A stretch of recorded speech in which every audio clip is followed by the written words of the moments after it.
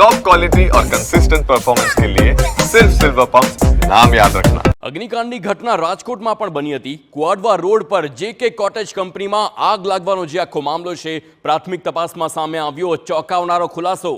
રૂડાની મંજૂરી વગર જ ખડકાઈ દેવાઈ હતી આ ફેક્ટરી। જીપીસીબીની કોઈ પણ મંજૂરી વગર જ ધમધમતી હતી આ ફેક્ટરી।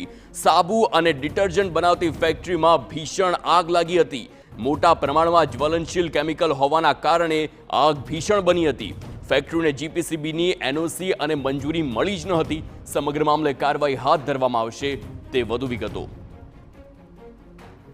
તો સાબુ અને ડિટર્જન્ટ બનાવવાની આ ફેક્ટરી હતી અને તેમાં જ્વલનશીલ પદાર્થના કારણે આ ફેક્ટરી ભડકે બળી હતી। અને જ્યારે તપાસ કરવામાં આવી તો રૂડાની કે ફાયર વિભાગની એનઓસી લેવામાં આવી જ ન હતી।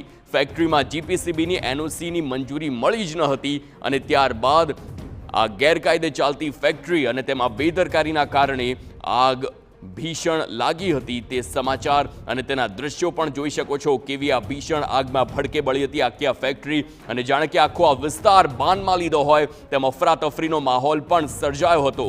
પરંતુ સદનસીબે ફાયર વિભાગ સમય પર આવ્યું અને હાલ તેની પર કાબુ મેળવવામાં આવ્યો છે। પરંતુ આ આગ કેવી રીતે લાગી તેની તપાસ કરવામાં આ ચોંકાવનારા ખુલાસા થયા છે।